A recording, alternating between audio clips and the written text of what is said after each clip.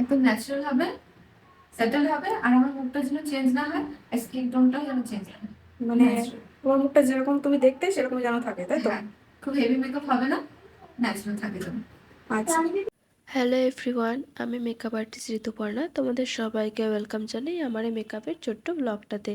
ব্রাইডের preference তো তোমরা আগেই শুনে নিয়েছো। দিনটা ছিল 13ই মে, আর এই দিন ছিল আমার বুকিং আমাদের গ্রামেতেই। তো বাবার সাথে আমি চলে যাচ্ছি স্কুটি করে ব্রাইডের লোকেশনে।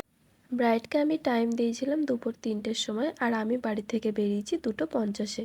যেহেতু বাড়ির দূরত্বটা খুব একটা বেশি ছিল না, তাই এই টাইমে আমি বেরিয়েছিলাম। তবুও ওখানে গিয়ে আমি দেখলাম যে ব্রাইডের এখনও গায়ে হলুদ হয়নি। তো সে আমাকে বলল যে পাশের বাড়িতে রুমে একটু বসে থাকতে, সে একটু পরে আসবে। তো যাই হোক, এখানে আমি বসেছিলাম অনেকক্ষণ, প্রায় 1 ঘন্টা মতন। আর সেই পাশের বাড়ির একটা বাচ্চা এসে আমার পাশে শুয়েছিল, অনেকক্ষণ ধরে ফোন ঘাটাঘাটি করছিল, সেটার একটা ভিডিও তোমাদের সাথে শেয়ার করব। আর ব্রাইডের যে প্রেফারেন্সটা ছিল সেটা তো শুনে তোমরা বুঝতেই পেরেছো যে ব্রাইড কিন্তু একদম সিম্পল মেকআপ পছন্দ করে, মানে খুব একটা মেকআপ পার্সন নয়। তো সেই হিসাবে আমি ব্রাইডের মেকআপটা স্টার্ট করলাম। ফার্স্টে ব্রাইডের বেসটা আমি কমপ্লিট করে নিয়েছিলাম। আর তারই সাথে সাথে আমি কিন্তু একটা কমপ্লিমেন্ট পেয়ে গেছি, সেটা হলো ব্রাইডকে নাকি আমি সাদা ভূত বানিয়ে দিয়েছি। তো যাই হোক, সেটা ইগনোর করে দিয়ে আমি ব্রাইডের বাকি মেকআপটা কমপ্লিট করলাম। এখানে কিন্তু কলকাটাও ব্রাইডের প্রেফারেন্সেই করা হয়েছে।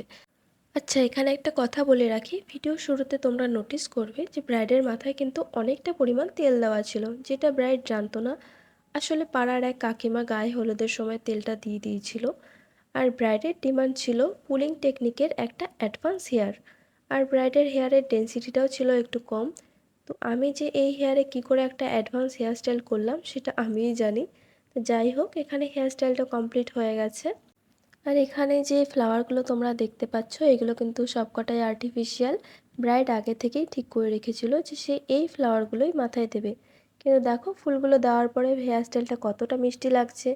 ব্রাইডের এই হেয়ারস্টাইলটা তোমাদের কেমন লাগলো আমাকে কমেন্টে জানিও। এরকম একটা অসুবিধার মধ্যেও যে এরকম অ্যাডভান্সের হেয়ারস্টাইল করা গেছে, এটা দেখে আমার নিজেরই ভালো লাগছিল। মেকআপটা কমপ্লিট হয়ে যাওয়ার পরে আমি আমার কাজ স্টার্ট করে দিয়েছিলাম, ভিডিও নেওয়া। তোমরা যারা আছো, যাদের নিজেদের স্পেশাল দিনে নিজেদের মনের মতো করে সাজতে চাইছো, তারা অবশ্যই আমাকে বুকিং করে নাও, একটা ইনবক্স করে। বুকিং চলছে। ব্রাইডের মুখে শুনে নেবো ব্রাইডের এই মেকআপটা কেমন লেগেছে। না, বলো। ভালো লেগেছে, যেমনি চেয়েছিলাম সেরকমই হয়েছে। যেমনি ন্যাচারাল রাখতে বলেছিলাম যদি ওরকম রেখেছে, আর মোটামুটি ভালো লেগেছে। মোটামুটি ভালোই লেগেছে না?